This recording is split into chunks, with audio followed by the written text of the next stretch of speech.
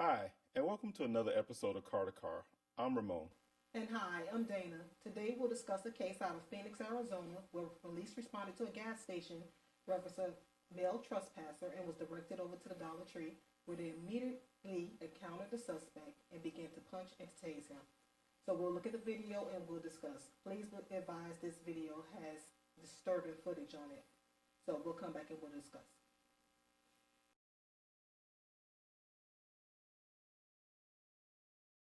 I just broke my drink I paid for. You didn't talk to no employee?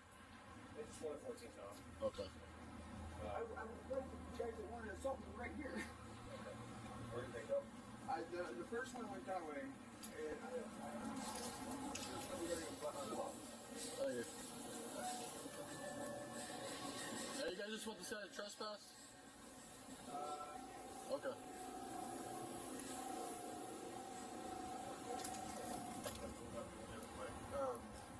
You're saying that's the guy that's right there with the backwards hat on. Yep. What's he gonna say if we go talk to him?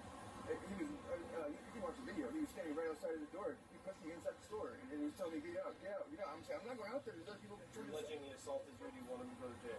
Yes. He said to put his hands on me. I felt violent, and he was pushing me outside the door, and he was standing outside the door opening. Saying, That dude. Why didn't you wait here first? The black guy?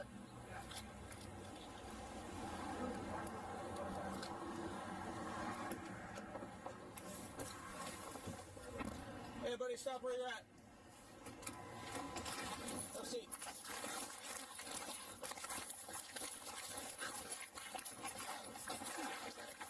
Taser, taser, taser.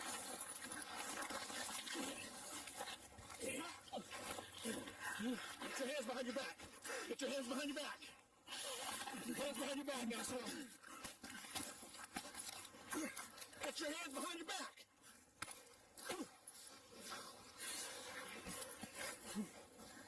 Hold him. Move, move. Hands behind your back. Hands behind your back. Ultra X-ray taser deploy more units. Hand behind your back. Hand behind your back. Get more.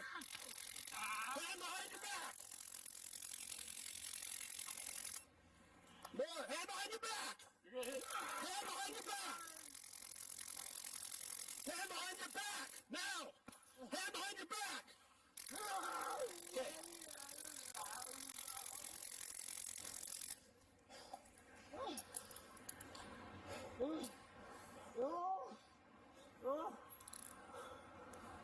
Go through X-ray, get him in the cuffs now. Don't fire. Oh, I broke my hand. Did he bite you?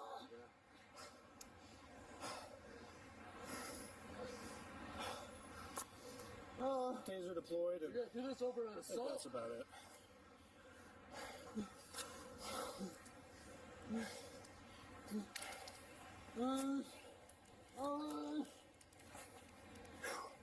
Stand by.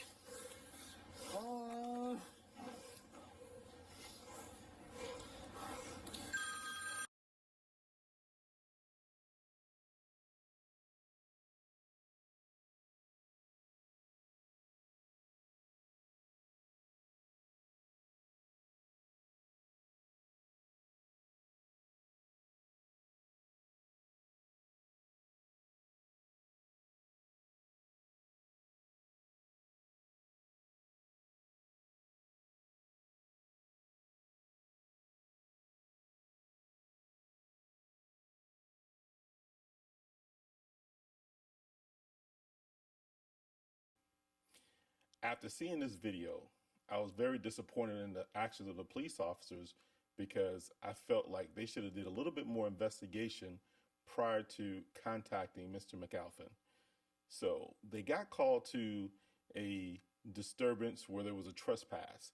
So when they went to the store to contact the store management to talk about the trespass to see who needed to be removed, they initially go outside and talk to a male who immediately said, "Listen, I was accosted by someone and it's that guy over there." So they immediately, without doing any further investigation, took his word for it, the word of the person who was that was supposed to be trespassed, and they went to seek out the other person. So as soon as they go to seek out the other person, they cut him off with the police car, and Mr. McAlpin, which was the other gentleman, was looking down. He wasn't paying attention. All he did was move out of the way not to get hit by a car. So the police officer immediately jumped out and attacked. He didn't say, hey, listen, hey, I want to talk to you. Let's go back to the store. He didn't do anything of that nature. Just immediately jumps out and attack him. And so, and I consider it an attack because he just started to grab and punch, and they tried to take him to the ground. So once they take him to the ground, as we all see, they started to punch him. They punched him maybe about 10 times in the back and the head, and then he got tasered 4 times. You know, I'm not opposed to the tasering 4 times in an instance where it's needed, but here I think that they use excessive force with the punches and with the tasering. You know, sometimes you're going to have to use pain compliance, and sometimes those punches are pain compliance, you know, to certain parts of the body, because we're taught pain compliance and to use it on certain parts of the body to help you gain compliance. But this right here, I just felt like this was a beating. What do you think? I think so. I definitely believe it was excessive, and I believe the police jumped to that level of force without doing much of an investigation at all. When you go back to the original call, they never dealt with the trespass because they never closed that out. They never finished the trespass call out. So if you want to investigate the assault, okay, but go back and get the story from the person reporting, because when the second officer went to contact the complainant, he never verified what actually happened. And had he verified what actually happened, he would have found that Mr. McAlpin was actually helping the store employees get rid of the trespasser. So now the trespasser is the victim, and they're responding to his assault. In Miami, from my experience, a simple assault is not an arrestable offense unless you witness it. So I don't know the particular statute in Phoenix. However, it's a simple assault. So once you go over there, generally we will write a report and refer someone to the state attorney's office. I can see them going to contact Mr. McAlpin if they want to identify him to put his name on the report, you know, extra information for the complainant who wants to go to the state attorney with the assault. So once you go and you make contact with him, why are you so violent when it's a simple assault? You're not going to make an arrest for it. At least in Miami we wouldn't. We would just identify him, talk to him, and find out what happened. And so I just think that was just ridiculous. And No, I agree. And, you know, to piggyback on what you're saying, as we take this further, you see that even the judge said that there was probable cause. There was no probable cause for the stop. So they're saying that Mr. McAlpin bit them, punched them, did all of these nefarious things to the police officers. But, you know, like anything, the fruit of the poisonous tree, if the first level is thrown out, everything else is thrown out. You know, I believe eventually they threw out this whole case. But prior to, I think this was a bad arrest. You know, you can't initially see it on the body-worn camera because the body-worn camera can only catch a certain field of view.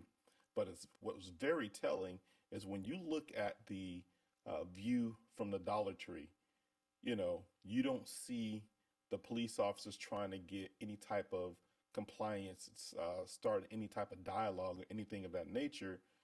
And that's what the union and everybody else is saying, and the judge, and saying that, oh no, they tried to talk to him and he became violent. No, you know, if I'm startled and you're trying to attack me, and we all know that people that may have some sort of mental deficiency are going to approach situations a little different.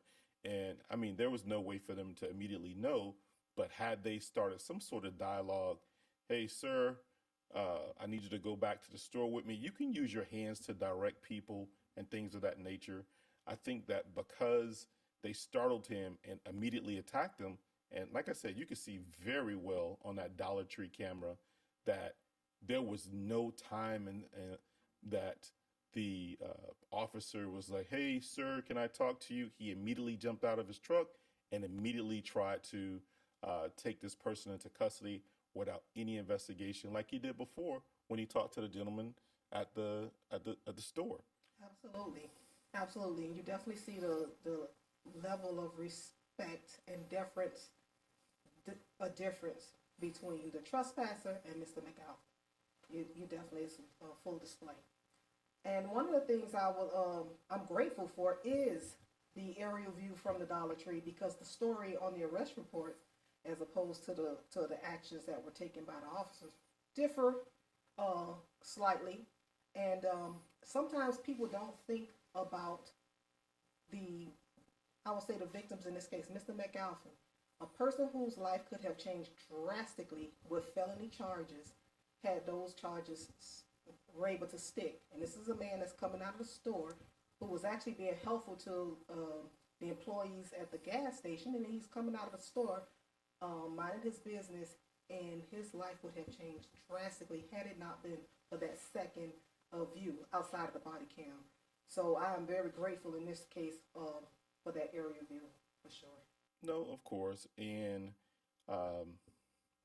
just this is where some of that distrust comes with the police. This is where people are saying defund the police, and people are also saying that you need some mental health experts to be a part of the police in some way. And so while I don't agree with defunding the police, because I think you need the police, I do believe that there are some mental health professionals that we need, in fact, to participate with the police. You know, the city of Miami does a really great job of having CIT officers to assist with situations like this where someone needs to be talked to and things of that nature. But if you don't engage someone in dialogue, you'll never know that they have some sort of mental deficiency. Right. Well, in this case, it was no mental deficiency. In this case, he was deaf and had cerebral palsy, which is more of a physical impairment. But to give someone an opportunity to comply, to talk to them, and had he talked to him as opposed to getting out of the truck and immediately attacking him, he could have found out that Mr. McAlpin was actually deaf and had a hearing impairment, and that's why he wasn't responding to him as what the police felt was appropriate response. I stand corrected. So in this instance, what I would like to see is a little bit more training. Like, we as police officers have to continue to go through different amounts of training and to tailor our response. And if I remember correctly, the Phoenix Police Department is dealing with a consent decree. The DOJ was involved with their police department because of excessive use of force. So this department is having some issues in that area, and it's incumbent upon the leadership, the sergeants, the lieutenants, the captains, the majors, the chiefs, and ultimately the chief himself or herself, in order to set the parameters for what's acceptable and what's not acceptable. And if that chief can't do it, then that chief needs to go. If the supervisors aren't able to do it, those supervisors need to be disciplined and retrained, or they need to go.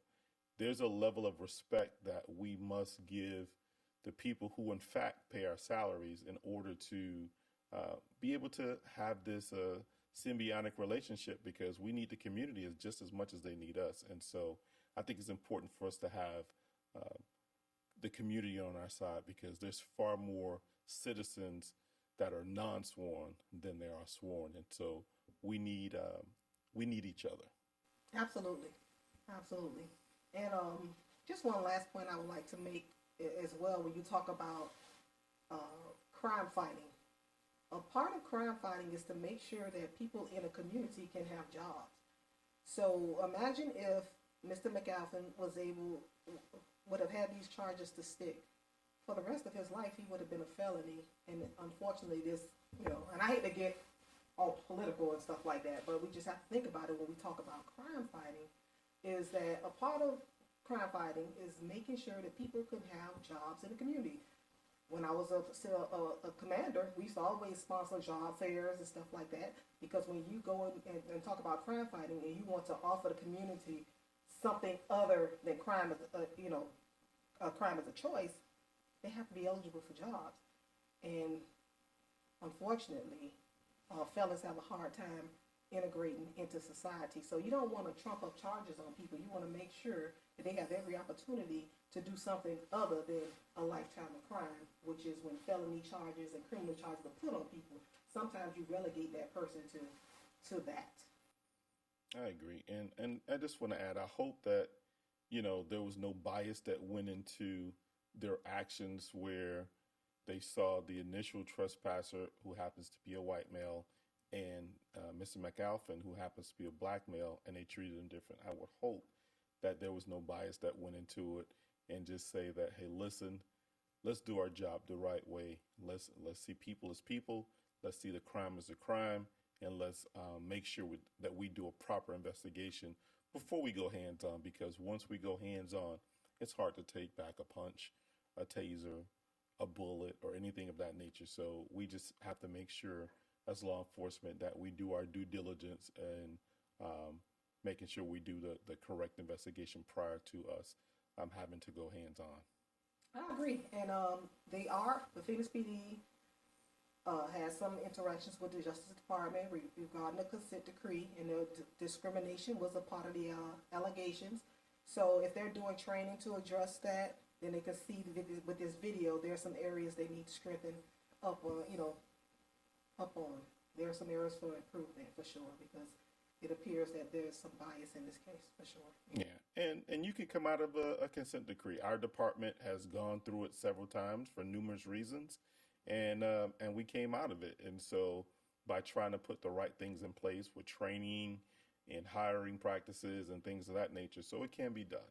So it may appear to be a black eye initially, but if they in fact went and put this into court and there's an actual consent decree, then in fact there's some things that are going on, and so there's some adjustments that need to be made, and so I wish the police department luck, and I just like I said, we just have to treat everybody as people, and make sure we do a proper and thorough investigation prior to any action that we take.